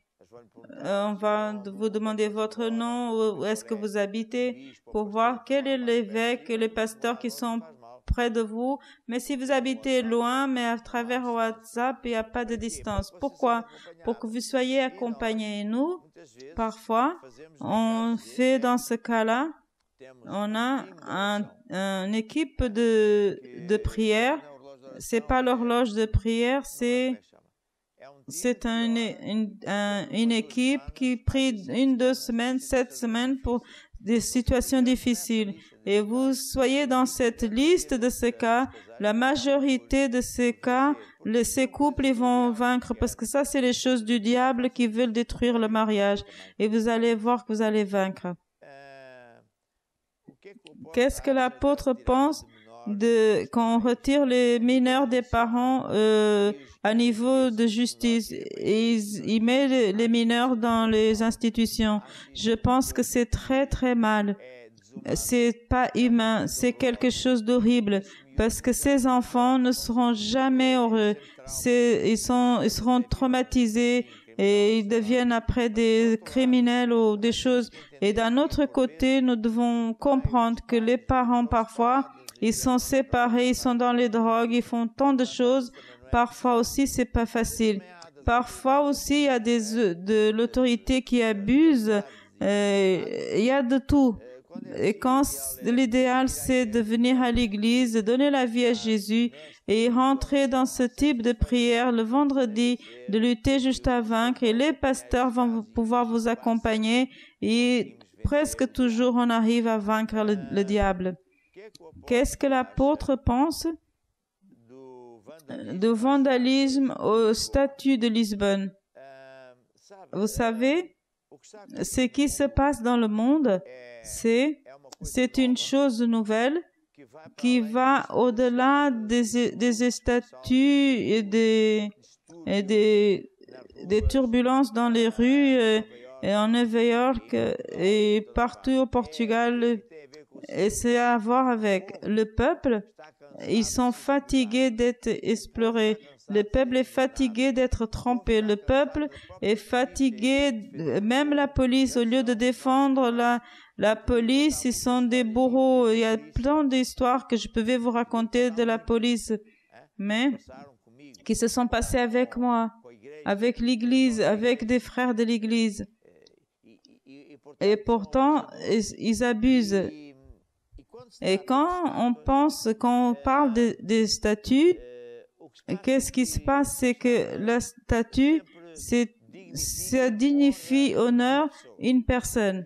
Et cette personne, si ça a été une personne, par exemple dans les États-Unis, en Angleterre, en Belgique, il y a des personnes qui ont des statuts qui ont été, c'était les champions du esclavage. Qu'est-ce que cette statue elle est en train de raconter au centre de la ville? Que cet homme il a fait, c'est ce qui est bien. On va l'honorer, c'est pour ça qu'on le met là. Mais vous ne pensez pas que c'est mal, c'est vraiment mal. Mais ce qui se passe quand la personne demande de l'aide et qui demande de l'aide à l'autorité, eux ils ne veulent rien savoir. Vous savez combien d'impôts qui tombent sur le peuple normal? 50%. Vous pensez que c'est normal, mais eux, ils n'obéissent pas les lois. Aujourd'hui, j'étais en train de déjeuner avec des frères et ils me disaient vous parlez des juges, j'ai déjà posé des crimes contre eux, j'ai gagné déjà des causes contre eux parce que eux, ils pensent qu'ils ont le roi dans le ventre, mais il y a des juges pour tout, mais au lieu de défendre le peuple, ce que la Constitution dit, non, ils ne défendent rien, ils défendent les criminels, ils défendent les organisations du gouvernement. Alors, qu'est-ce que ça a à voir avec les statuts? Les personnes, ils sont fatiguées, dépassées. La banque qui ont dit qu'ils ont pris 7 millions de notre argent et qu'après ils mettent des privés et on sait très bien ce qu'ils ont fait avec cet argent. Aujourd'hui, on a trouvé que cet argent ne suffit pas, alors c'est trop. Le peuple, il en a marre. Alors l'individu qui représentait par exemple la PIDE, l'esclavage, l'individu qui représentait il y a eu aussi un prêtre qui était connecté avec la politique, avec le Salazar. Est-ce que vous savez ce qu'il faisait, Salazar? Peut-être vous ne savez pas. Je ne suis pas si jeune ou si vieux, mais je me rappelle que quand je vivais au Mozambique, la PIDE, c'était quelque chose d'horrible. Est-ce que vous connaissez le père de notre président? C'était lui, la PIDE. Lui, il le représentait avec toute force, mais derrière, il faisait des choses horribles. Il brûlait des enfants et des femmes parce qu'il voulait le terrain et la couleur, c'était pas grave. Vous voyez, il y a des statues qui représentent tout ça. Nous avons des évêques en Angola qui ont été obligés d'assister l'assassinat de leurs parents alignés et que l'armée devait les tuer et les fusiller et le prêtre là en train de bénir cette chose. S'il y a une statue qui est liée à ça, ça apporte une révolte alors. Mais arrive à un moment que les personnes ne supportent plus alors. Nous devons comprendre que c'est ainsi. Qu'est-ce que ça serait l'idéal? C'est que les statues ne soient pas là ou qu'on arrive à bien qu'elles soient retirées, mais c'est parfois ni à bien on n'arrive pas à le faire alors. En Mozambique, il dit que nous sommes un beau couple et jeune. J'ai 99 ans, vous voyez. Ma femme, elle est très jeune, voilà. Ne dis pas ton âge. Mon rêve, c'est de vivre au Portugal, mais parfois je pense que c'est difficile. Est-ce que vous pouvez mettre ces rêves dans votre objectif? Bien sûr. Daniel en Angleterre. Est-ce que l'apôtre peut donner l'exemple de comment c'est le confrontement avec l'autorité de Dieu? Mais je vous conseille de lire ce livre. Si vous voulez avoir la bonne foi, la foi qui est grande, vous devez agir dans le principe de l'autorité et submission. Je vois le centurion qui n'allait pas à l'église, mais il avait la plus grande foi. Vous avez ici, ma sœur, plusieurs chapitres qui parlent depuis la personne. Est-ce que Dieu pardonne? Parfois, la personne fait des erreurs parce qu'il ne connaît pas et après, il demande pardon à Dieu et on suit. Mais quand la personne fait exprès et qui défie les autorités de Dieu, c'est très mauvais. On a plusieurs cas dans la Bible. Vous voyez le cas par exemple, de Nadab et Abihu et Myriam, Aaron, Nathan, etc., etc. Lisez alors. Qu'est-ce qu'on a d'autre?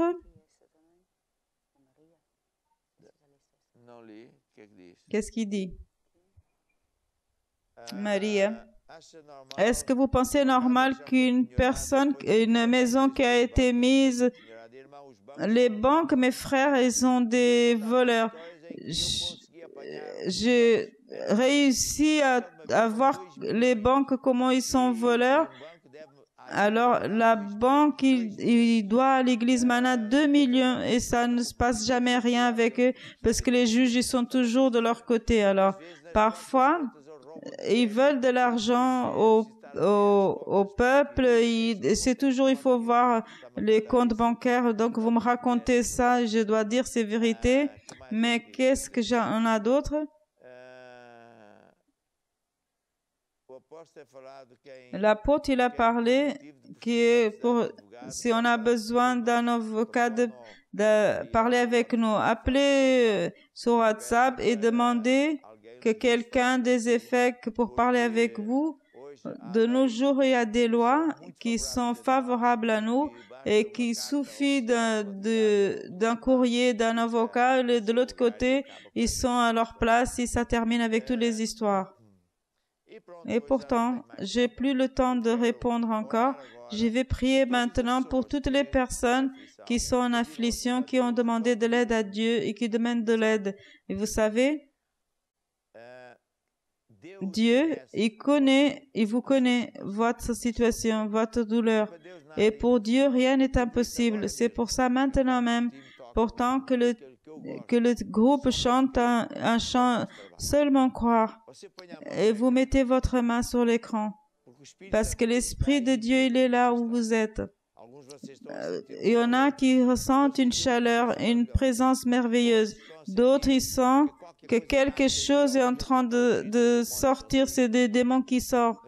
Et j'ordonne au diable qu'il arrête toutes sortes de tourments dans la vie de ces personnes. J'ordonne que toute infirmité sèche par la racine.